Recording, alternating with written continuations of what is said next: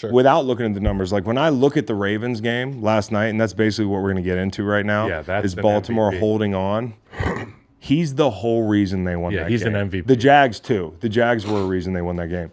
But Lamar encapsulated in that play where they had to get a stop, and Smoot tries to take his head off, gets up, he whips around, throws the ball down the field. Likely it's a perfect 50-50 ball. It's more of a 70-30 ball, especially with his size.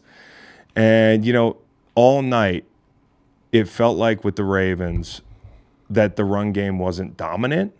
Like if you were just kind of watching because you felt like Jacksonville kind of had it under control. It was a lot of little chunks. It was within reach. It was death by 1,000 paper cuts, and then the cuts started getting bigger, and and at one point they say 200 yards of rushing. I go, damn, dude, that just snuck up on me.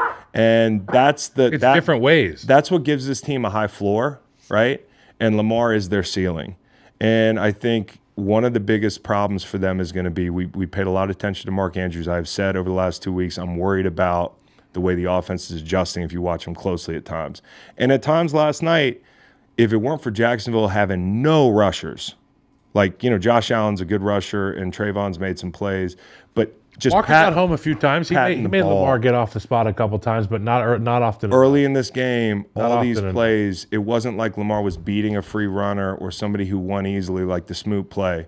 Early in the game, it was pat, pat, pat, extend, find somebody. Losing Keaton Mitchell is a big one. And that one... He was just getting cozy in his seat, too. He was. And Justice Hill deserves a chance because Justice Hill, before Keaton Mitchell came on, we were like, this is a 1-2 punch. Yeah. So now you just don't... You got a 1-2 punch still. It's just a different guy. He's a little less explosive, but we really like what he brings to this offense. But overcoming Keaton's going to be tough. I thought Jacksonville, Kyle, showed me exactly who they are. And this is what sucks so bad about this team because it felt like they were so close last year.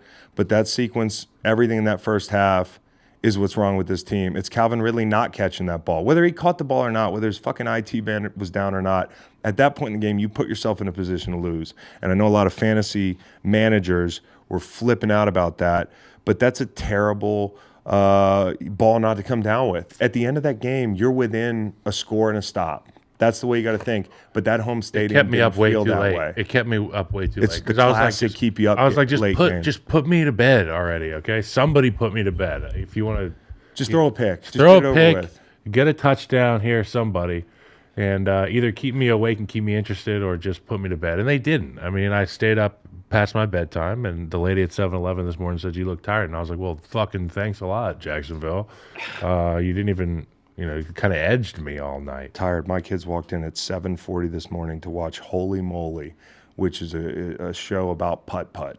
And it's just basically the premise of the show is it's Rob Riggle announcing people getting distracted doing putt-putt. Rob Riggle's 7:40 in the morning. I was up till 3 a.m. watching these fucking games, Kyle. Okay? Wait till you have... I got to watch Holy Moly. Wait till you have 3 or something one day. It's going to be crazy. Oh, Holy Moly. Holy Moly. Yeah. So, anyways, people in the chat might know Holy Moly. I love Rob Riggle. We do love Rob Rob's Riggle. Hilarious. It looks fun. We should go on Holy Moly. I got a great line that I learned. Yeah, Holy Moly would be fun. We should go on there. But can I tell you something, guys? I'll admit it. And I had a really good week on the books. I know y'all don't like to hear about my gambling, but I had a really good week. Jacksonville's one that I bet to finish the week, and I also had the under, so it washed. But I thought I was on the right side that whole first half. I mean, they really looked like the right side. They survived the punch. They survived the punch. They were keeping it under control. There wasn't much blood. They could have hit those 2 field goals. The wind was bad, and that's a mistake in a windy game. Having Justin Tucker, even operation before the half is just. Getting down to the fucking 5-yard line. It's all about the operation, right? Those are the plays. What's at he the end thinking? At the end of the game, like all you're doing is the math. Like, well, it's 2 possessions. It could be 7 points here. 2 cock. But what's he thinking before the end of the half? I don't really know. I mean, punch it in. I tweeted a reactionary gif that just said, "Trevor." You either throw a fade or you throw a quick in. Yeah.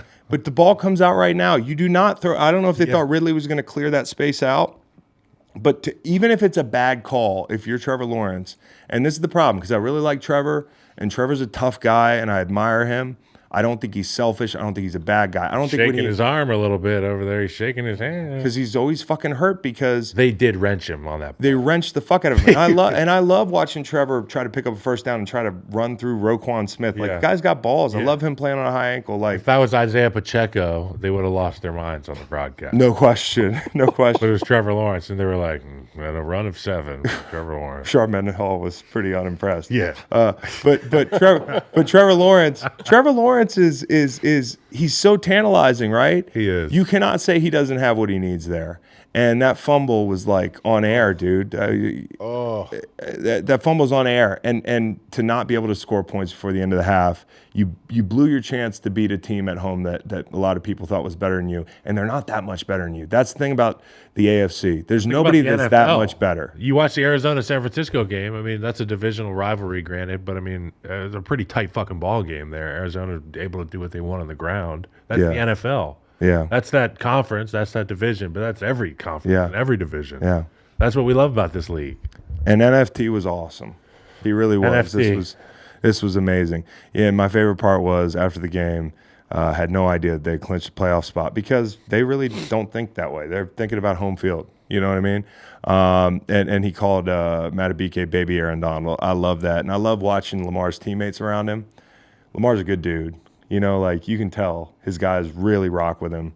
And not just being an MVP kind of quarterback, but being a teammate. that MVP people love. dude, yeah. He's MVP dude. Orlando Brown, who I played with in Kansas City, was his tackle in Baltimore, and he loved him. He's really Yeah. the only guy that I played with that spent a significant amount of time with Lamar, and he raves about Lamar Jackson.